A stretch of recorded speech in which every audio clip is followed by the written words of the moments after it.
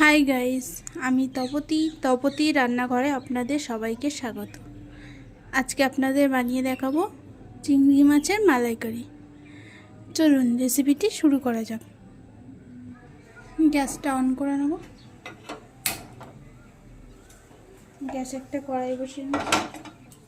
কড়াইতে কিছুটা সর্ষে তেল দিয়ে নেব।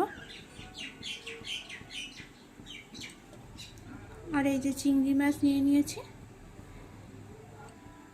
তেলটা গরম হয়ে গেছে, এবার চিংড়ি মাছগুলো ভেজে নেব।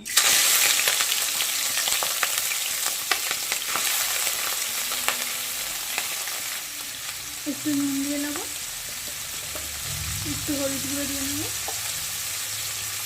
দিয়ে এবার চিংড়ি মাছগুলো ভালো করে ভেজে নেব।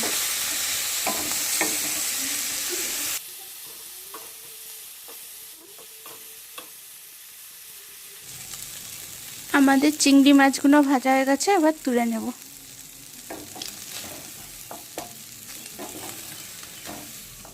কড়াইতে একটু সর্ষে তেল দিয়ে নেব। তেলটা গরম হয়ে গেছে। এই যে চিনি নিয়েছি, এখানে 3টে এলাচ, 3টে লবঙ্গ, একটু দারচিনি, এখানে একটু গোটা জিরে আর 2টো তেজপাতা নিয়ে নিয়েছি।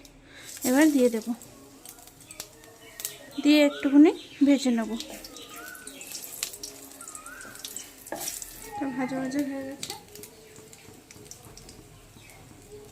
এই একটা বড় সাইজের টমেটো আর একটা বড় সাইজের পেঁয়াজ বেটে নিয়েছি, দিয়ে দেব।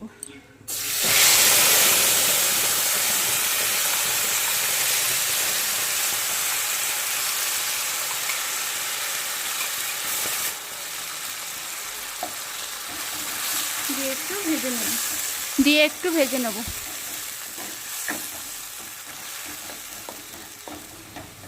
পেঁয়াজ আর টমেটোটা একটু ভাজা ভাজা হয়ে গেছে।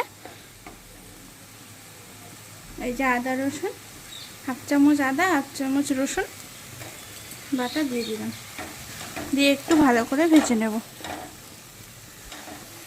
5টা কাঁচা লঙ্কা দিয়ে দেব, দিয়ে মশলাটাকে ভালো করে ভেজে নেব। 1 চামচ নুন দিয়ে দেবো, 1 চামচের থেকে একটু কম হলুদ দিয়ে দেবো। লঙ্কা গুঁড়ো 1.5 চামচ দিয়ে দেবো। জিরে গুঁড়ো 1 চামচ দিয়ে দেবো, দিয়ে একটু জল দেবো।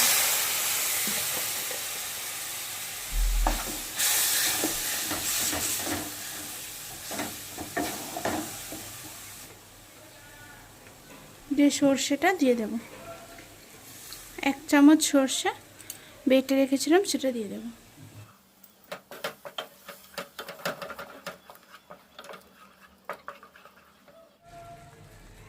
দিয়ে একটু জল দিয়ে দেব।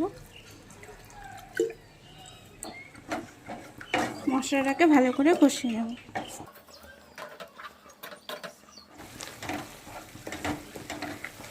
মশলাটাকে 2 মিনিটের মতো ভালো করে কষিয়ে নেব। মশলাটা আমাদের কষানো হয়ে গেছে, এবার নারকেলের দুধটা দিয়ে দেব।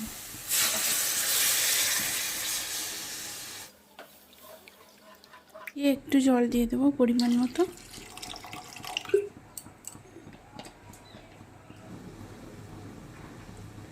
ঢাকা দিয়ে 2 মিনিটের জন্য রান্না করে নেব।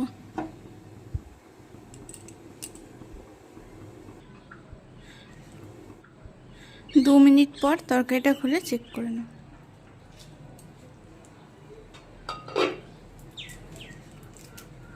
একটু গরম মশলা গুঁড়ো দিয়ে নেব।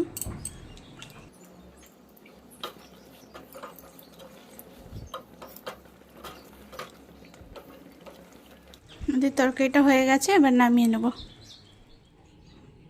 আমার চিংড়ির মালাইকারি রেসিপিটি রেডি হয়ে গেছে। যদি রেসিপিটি ভালো লাগে, লাইক, কমেন্ট আর সাবস্ক্রাইব করে দেবেন।